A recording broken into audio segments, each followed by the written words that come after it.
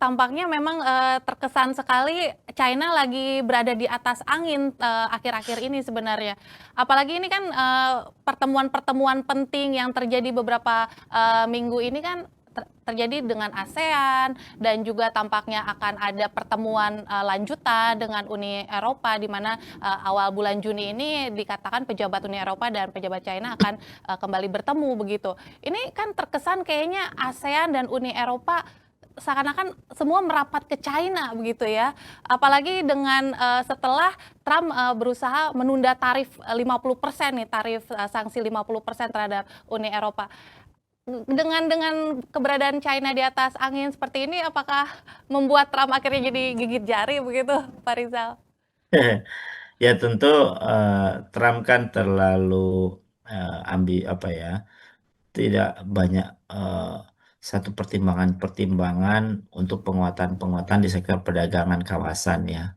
Meskipun Trump datang ke beberapa negara yang menjadi mitra atau selama ini mitra kuatnya ya di di Timur Tengah, bahkan bisa mengantongi investasi yang cukup besar ya. Karena memang Amerika saat ini sedang membutuhkan ya investasi atau hot money untuk memperbaiki kinerja industrinya yang selama ini sudah hampir satu dua dekade begitu ya. Hmm. Kinerja industrinya juga sedang mengalami stagnasi ya. Tapi kalau kemudian kita bicara eh, apa namanya justru China disinilah kehebatan dan kepiawaian di dalam mengendalikan tekanan-tekanan dari Trump berulang kali gitu ya. Hmm.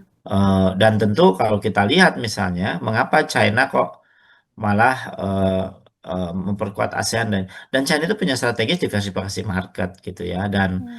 selama ini sebelum dilakukan reciprocal tarif oleh Amerika, China sudah membangun market sendiri ya, ini market di Uni Eropa ya, kemudian di ASEAN, di Afrika ya, meskipun di Afrika berhadapan dengan Perancis ya gitu.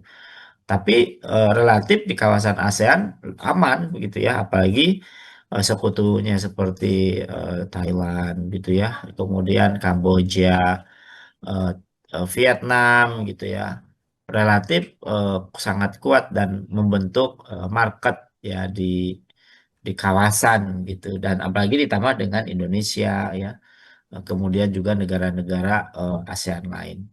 Nah, eh, apa namanya dan ekspor ASEAN ya ke China itu di tahun 2024 saja misalnya naik 11%-an ya, dan porsi perdagangan Uni Eropa dengan China ya itu juga stabil di angka 16%-an. Hmm.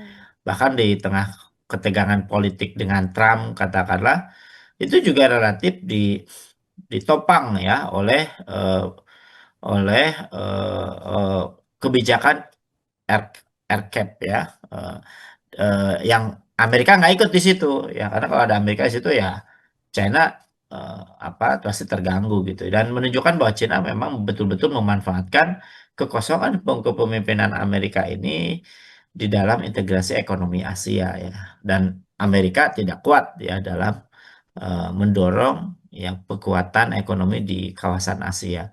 Nah, kalau di Uni Eropa begitu ya, kita bisa lihat berkaitan dengan apa soal praktek market ya, di mana tetap terjaga hubungan China ya dengan mitra terbesar Jerman katakanlah dan juga Prancis ya, dan Hungaria nih sekarang sudah mulai membuka ya China, dan juga dukungan terhadap Belt and Road Initiative atau BRI itu.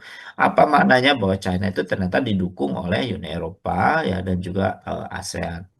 Trump mungkin ingin sekali berniat membuat China tersudut begitu ya.